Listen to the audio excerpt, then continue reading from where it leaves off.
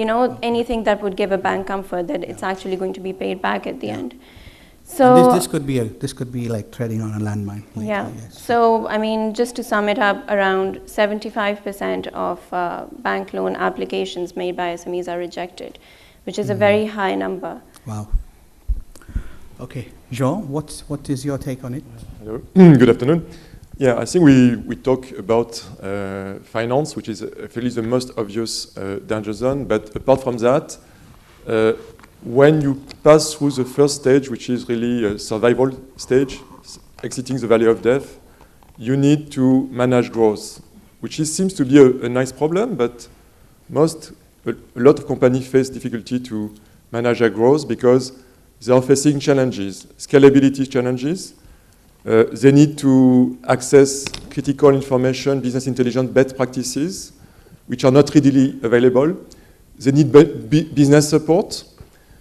All the services which small company cannot really afford because I was yesterday attending the first session and about IP, for instance, how to protect your IP. These kind of services are deemed expensive for small companies. So that's the challenges we see. In terms of maintaining customers, building the right process, company coming out from the startup phase tend to be managed by the founders who are entrepreneurs, innovative, creative, but don't necessarily have all the functional skills, finance, HR, to manage a process. And when you get that stage, you need to be scalable. So what is missing today, and we talk about some solution, what is missing today is an easy access to business support. We know that in that country, in the UAE, government are keen to provide support, but the government cannot provide everything, and I believe the private sector has also something to do because the ecosystem has to be provided in all directions. So that's really where I see the danger zone. So what you're trying to say here, Joe, is that the SME should be agile and flexible enough to adapt to the changing business environment, and how do you source that? Exactly, and in fact, another issue is the high speed of evolution of technology, which sometimes disrupts a lot of industry. You need to be agile, you need to be flexible, and you need to have real-time access to the right information, right intelligence. And that's a solution we'll discuss a bit further down. Thank you, Joe. Anjali, what's your take on that? You're very much involved in governance, structures, policies. Sure.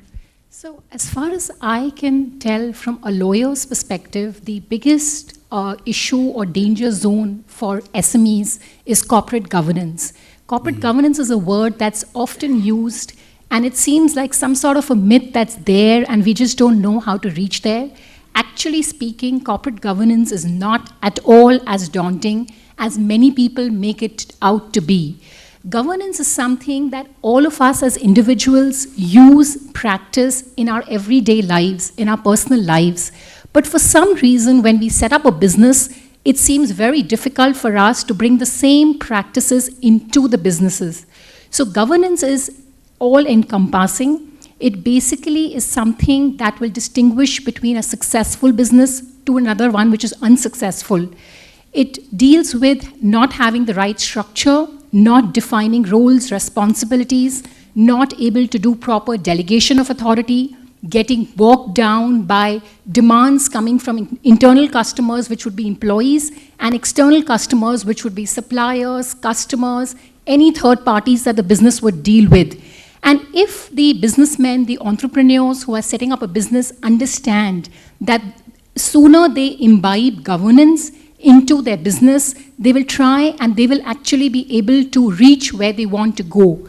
So if you can identify the problems in the business, it means setting up the right systems, policies, and procedures. Anjali, can you give some specifics of corporate governance that could be danger zones? Sure. So I think in terms of danger zones, when an entrepreneur is setting up a business, they just want to get the business in. They want to grow their revenues. They don't have the right contracts in place, which eventually would lead to difficulty in recovering monies, which would damage the relationship between the business and the customer, the very same thing you actually started out to chase. So if you don't have the right contracts in place, you don't not only understand the risk, but also put in place the right mitigants. Because if you don't have the right protections to start with in a relationship, then there will not be a meeting of minds. So what you set out to be could be different from what your customer understood your service or product to give you. So to have everything laid out very clearly, you require a system, you require procedures, and you also require consistency of decision making. You cannot, as an entrepreneur, take a different decision in similar circumstances, because that does not talk very highly about the consistency of the business. Excellent. These are some good nuggets here. I think if we summarize very quickly, we talked about the possible danger zones could be sourcing of funds, which is beyond the bank, beyond the traditional, B, recruitment training, C, strategizing and planning, qualifying for bank finance, being flexible enough to adapt to the change, and finally the corporate governance bit. So I think it summarizes well. Very quickly, I would now like to ask the panelists to see if you can provide a best practice solution or something that can help us or the SME owner to strategize and see how they can avoid these danger zones. Richard, can we start with you? Thanks, Aziz. Yeah, I mean, coming back to the funding issue, talking about companies now that have got to growth mode, right? We're talking about alternatives of funding against bank funding, traditional bank funding. We've heard through the panel that the proportion of bank lending for SMEs is small.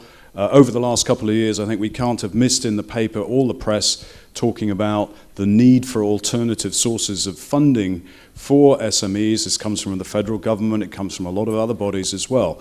I've been involved in the last five or 6 months in a startup called Beehive, and Beehive is a peer-to-peer lending platform that basically connects smart investors to credit-worthy businesses. It's following models that are now well established in the UK and the US in the likes of Funding Circle and Lending Club. So this is a start, in essence, to offer alternative financing sources for SMEs. We're talking about credit-worthy businesses, so we do the same sort of background checks as banks do, but what we do is do them a lot faster because we're monoline. Comes back down to what Ambreen was saying about size of loans. We offer loans up to 500,000, but higher as well in the future for 3 years. We offer invoice financing, and we offer Sharia compliant module as well. To basically, an SME comes to us, passes the credit checks, comes onto the platform. Investors see the SME coming onto the platform to say, I want 200,000 dirhams for 1 year. Investors will bid for that. Now, we've all been on eBay, so this is a reverse auction. And what is interesting about the model is it's freeing up spare capacity from investors who are sitting there with 10,000 spare dirhams in their bank account to directly lend to SME businesses to encourage growth and employment in the domestic UAE market. What happens is SME will come on, 200,000, somebody comes in and says, I'll bid 200,000 for that loan at 15%. Somebody else comes in and says, I like that loan, 200,000, 14%. You knock off the most expensive bid. As I said, it's a reverse auction. So what it's actually doing is a win-win scenario for all the stakeholders involved here. It's a win for investors who are absolutely getting zero on spare balances anywhere else in the world at the moment, to earn a return of 10 to 13% on the platform.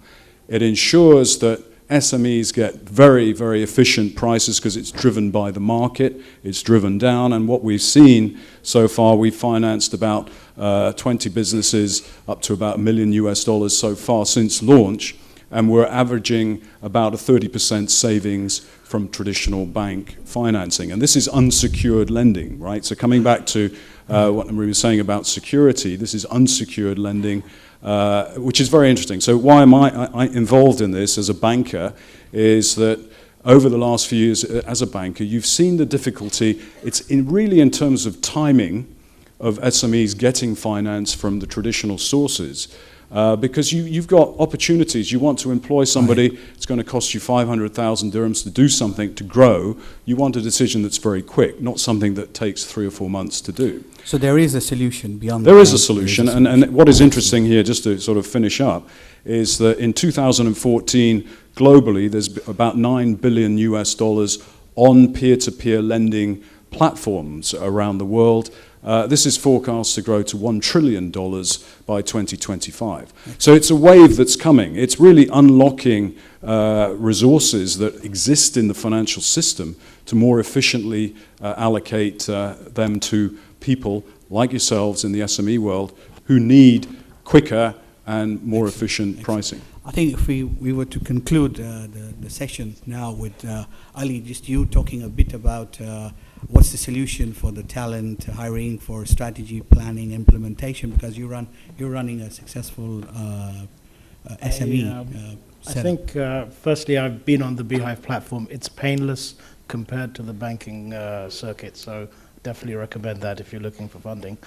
I think I have a slightly different take. When you're in a danger zone or the growth phase, I actually think, thanks to the fact that Dubai has become a global city and there is a lot of capital out there in the world, in the United States, in Europe, looking for good ideas, I actually think good ideas with good business teams and good strategies will get funded, whether it's through crowdfunding, whether it's through traditional bank finance or private equity. So I think the key thing that any SME should do is look at that inflection point to build a good team, and the entrepreneur has to step back from the day-to-day business, look at the vision, check it weekly, monthly, quarterly, and as part of the corporate governance. Corporate governance, when you talk about it and you talk about board of directors or board of advisors, it sounds like something that's big for big corporates, the Microsofts of this world or the Apples. Actually, an SME should have that, and I'm in the process of going through that. There's lots of mentorship organizations out there globally. Some of them have come into the region, and I think the key thing is it's a simple equation. If you have a good business, which by default, by surviving for a couple of years, you must have a good product, and you build a good team through smart hiring, and you have a good strategy, you will get funded. I think funding is actually not as important as an issue. Also, smart hiring, I think, is a solution. That the traditional way of bringing someone on board, full-time job, you can look out to outsource, you can work people with flexi time, part-time. There's a lot of great talent out there in the UAE, in the region. There may be people who've worked in exactly your field for larger companies who have the experience, and they may not want to work on a full-time basis. Right. They may have other commitments, family, other things that are going on. There's nothing wrong in bringing people on board on a part-time basis, maybe giving them a small share of the profit share, and be a little bit imaginative rather than the traditional, here's your salary, here's your visa, come work for me, because better people cost more. That's just a reality of life. So it's how prudently you hire, you said. So you may end up with 3-4 people who all work on different projects at different times, and it's your job as the entrepreneur to manage them and keep the kind of path going, rather than having 4 people who are full-time. The other thing that I want to say is outsourcing. I mean, we did, for our cosmetics brand, about a year and a half ago, I wanted to change the packaging. I got various quotes from Dubai-based design companies. They were ridiculously expensive for a small SME like ours. I went out onto the net. We actually ended up doing a great job with a South African freelancer sitting in Cape Town, and we did it for about the 1/8 of the cost. So think a little bit imaginatively as to how you build your business. It doesn't have to be the kind of bog standard. That was a good specific. Thank you. Excellent. Yeah. I think there were some good takeaways there. All I can say is the danger zone for a good panel discussion is a limitation of time. And due to that, the panelists are available. Anybody has any queries, they can connect with the panelists. And I hope you have benefited from the session. And we look forward to meeting you again next year and knowing more about the growth of your companies. Thank you very much.